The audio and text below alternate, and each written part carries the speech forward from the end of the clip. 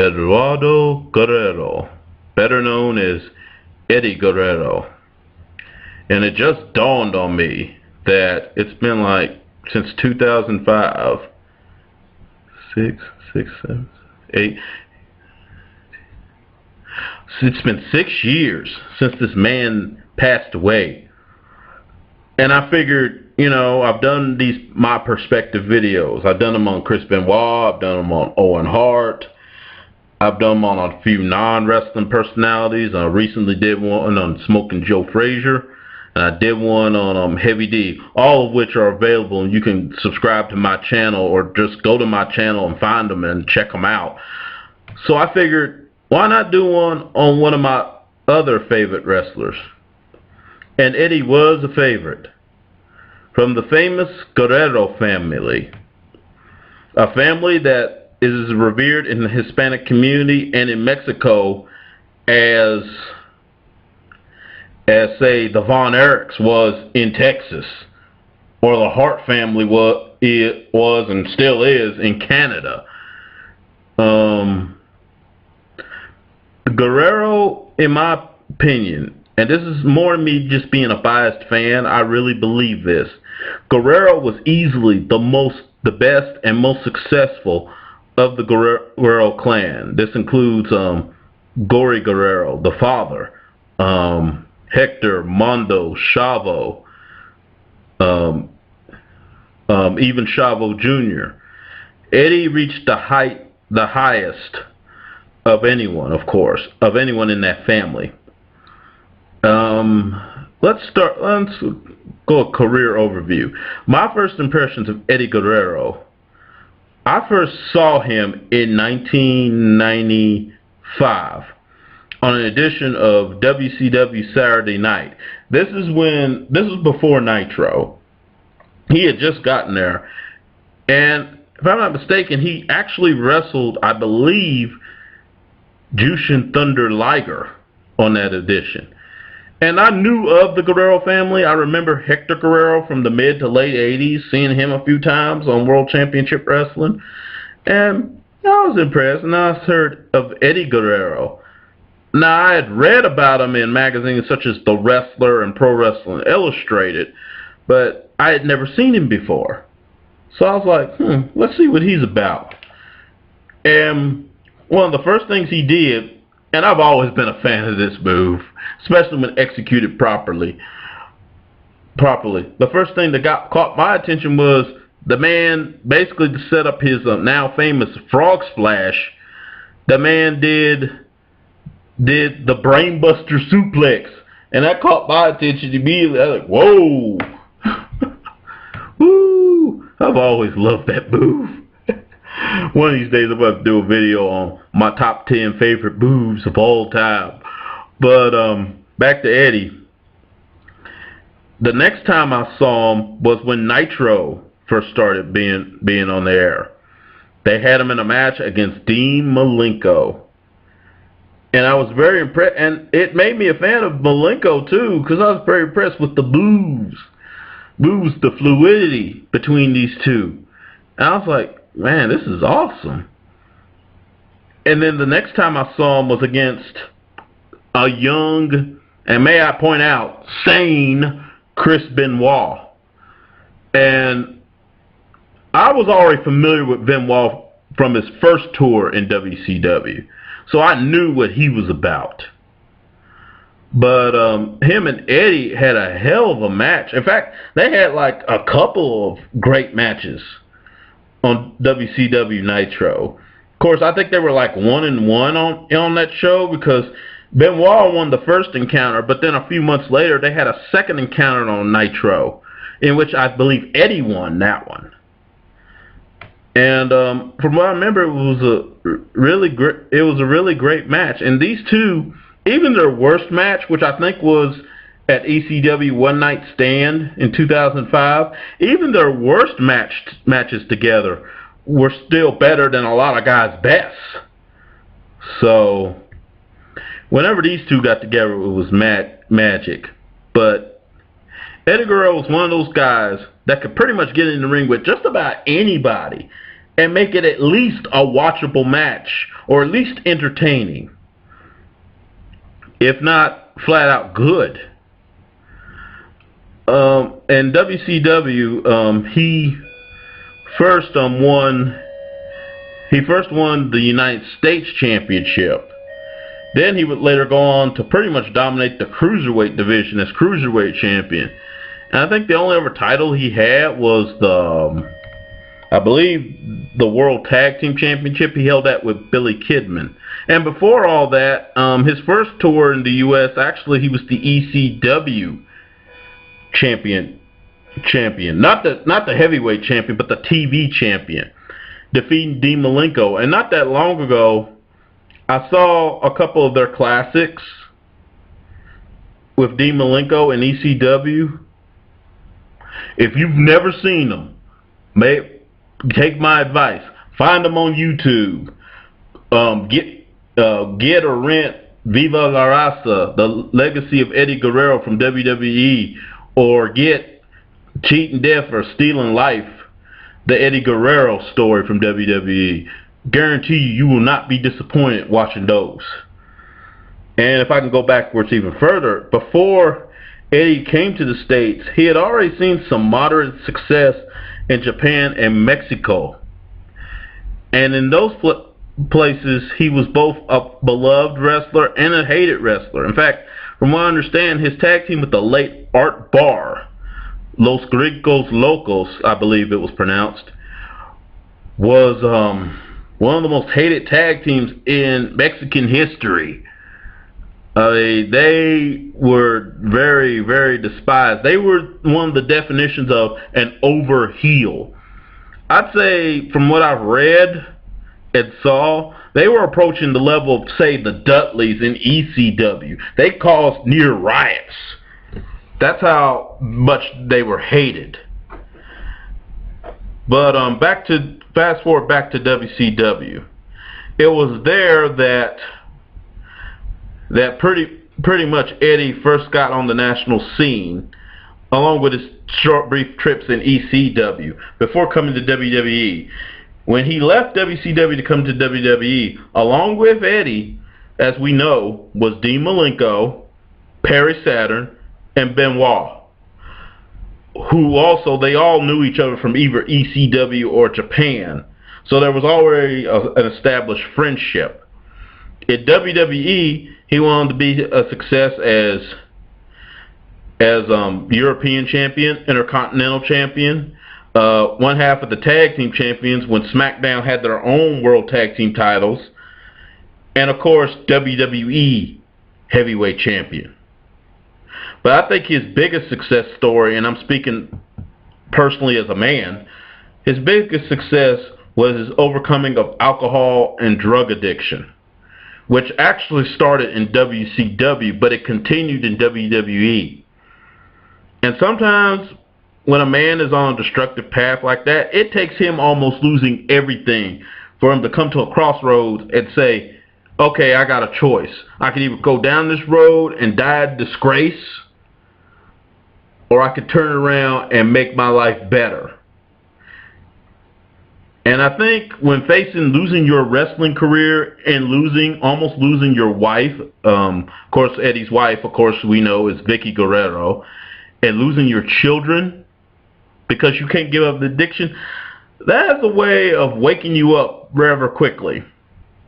But as we know, Eddie turned his life around, and the last 3 years, I have to say, was the greatest of his life. Of course, he won his first and only WWE World Championship, defeating Brock Lesnar in a still talked about match.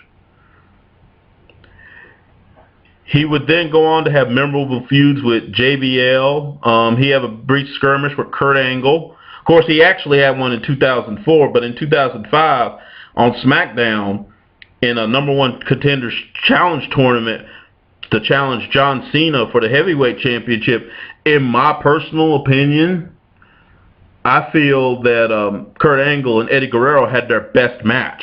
And if you want to look it up on YouTube, or once again, buy Viva La Raza, the legacy of Eddie Guerrero from WWE. It's on there too. In my opinion, that was their best match, including their WrestleMania 20 match. And of course, he would have that situation with Rey Mysterio, the whole Dominique's my son angle, which I never cared for. I mean, that angle was awful. The matches were awesome. No, I'm not knocking the matches. The matches were awesome. It actually gave us I mean, even though all the matches they had during that feud was good, it culminated, in my opinion, with their ladder match at SummerSlam 2005 and their cage match on SmackDown, which was pretty much the blow-off match in which Eddie finally defeated Rey Mysterio during this feud. And of course, his last pay-per-view match was against Batista. Not Eddie Guerrero's greatest match, but he certainly gave Batista his best match. One of his best matches. Surprisingly, it's not talked about that much. When you discuss Batista, I won't talk about him briefly for a second. When you talk about him, most of the time you talk about his best matches, you either hear the names Triple H or The Undertaker, or even John Cena, and understandably so. But Eddie, in my opinion, gave him one of his better matches. And that's only my view, but I really believe he did. Sadly, right after that, he would pass away, I believe at age 38. I'm sure someone can correct me on this, but I know he was in his late 30s when he died. And I remember watching the Raw. I never saw the SmackDown portion of it, but I remember watching the Raw portion of the Eddie Guerrero tribute. It reminded me so much in of the Owen Hart tribute, in the sense that you could feel the emotions come out of these wrestlers, come out of the crowd. I mean, they were really tore up and heartbroken over the loss of this man. The two tributes I tend to remember the most from the Raw portion of it. Well, actually, let me take that back. There were two verbal tributes, and then there was one silent tribute that I tend to remember the most of the Raw tribute show. The first one was Rey Mysterio. He even took off his mask. Though he did not expose his face, he even took off his mask during this. And Rey Mysterio almost never takes off his mask, at least voluntarily. The second one was back when he was actually halfway sane, was Chris Benoit. Now, I know he's not talked about favorably. He's not too favorably with me, myself. If you want to know my perspective on him, you can go and look at Chris Benoit, My Perspective. It's available on my channel. You can look it up on its own, or you can subscribe to me and look it up. The man was bawling down like a baby. And many have speculated, and I don't want to go into too much because this is about Eddie, but many have speculated Eddie's death had a more far-reaching effect on Benoit than anyone realized. Which I'm not going to say that. I mean, the man's a murderer. I'm not going to blame Eddie's death on that at all. But I could see where that could cause someone to spiral, especially when it's your best friend and you tend to be a closet type person. And Eddie was probably the only one you opened up to, and then when that person that you opened up to so much died, I could see where that could begin your downward spiral. Still no excuse for what he did in 2007, but I could see that. But then the silent tribute that I remember was by John Cena. After his match with Randy Orton, he actually took his shirt with him from tribute to Eddie Guerrero, laid it down, and laid the championship belt down with it. I think Batista, even though I've never seen it, Batista did a similar thing on the SmackDown portion of the tribute to Eddie. I think he did a similar gesture. Only I think he gave an interview before his. Batista was also one I tend to remember too. He was really broken up by Eddie's death. Since that time, Eddie Guerrero has pretty much stepped in, working for WWE. And I have to admit, these two, Vicky, I didn't care for her on camera for a long, long time, like a lot of fans. But she's actually grown on me some. And she's found her niche. And because she stayed with it and found that niche, I think Eddie would be proud of her. I didn't know Eddie Guerrero personally, and I don't pretend to know Vicky. But I somehow believe Eddie would be proud of her, the way she is hung in there. And from what I heard, these two really, really were close and really, really were in love. So much so, she forgave Eddie for everything, for the drugs, the alcohol abuse, and was so happy when he cleaned himself up. She even accepted during their separation, he had a brief affair with another woman, and that resulted in a third daughter for Eddie, which I understand Vicky is now raising as her mom. So to me, that's true forgiveness. Because I've heard of couples, where stuff like that has happened, where they forgave them, but they couldn't live with that child because it was a reminder. The fact this woman was big enough to do that and believed in her husband enough to forgive him like that, that tells me what kind of character Eddie Guerrero away from the business really is. And even prouder, we now may have a possibility of joining WWE one day of Eddie Guerrero, who is the daughter of Eddie and Vicky, as you can see in this picture right here. And from what I've seen so far, and I'm going to try to find the little video she made and post it, and from what I've seen so far, in fact, it's running right now on my channel. I probably will have it taken off in about a day or two, but I'm going to post the link to it down here below in the description box for this video.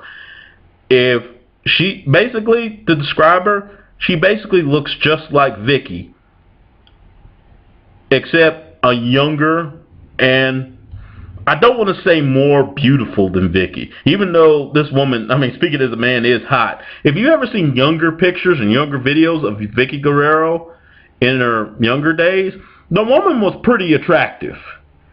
And Eddie Guerrero looks just like her. And if she has even a fraction of the talent that Eddie had, and if WWE doesn't screw it up, which I won't get into that here, but you may have heard my opinions on how they're doing the Divas. But if things go right and go well, we could be seeing someone carrying on the tradition. And I hope that happens. But I will say this, no matter how successful Saul and Vicky get, even they realize nothing will take the place of Eddie Guerrero. And may I say about Vicky one more time? Go back and look at WrestleMania 26. Let's be honest. She would never make it as a wrestler at this point. Even the most generous fan would have to admit that. But I have to admit, that moment where she pointed up to the sky and did it her, well, I guess you'd call it bullfrog splash, but but where she did her splash on one of the Divas, and right before she pointed up to the sky to her late husband. I have to admit, that was touching. So, wherever you are, Eddie, and I hope you're in heaven, because that's where I'm planning to go when I leave this earth. I I hope to see you up there. Rest in peace, buddy.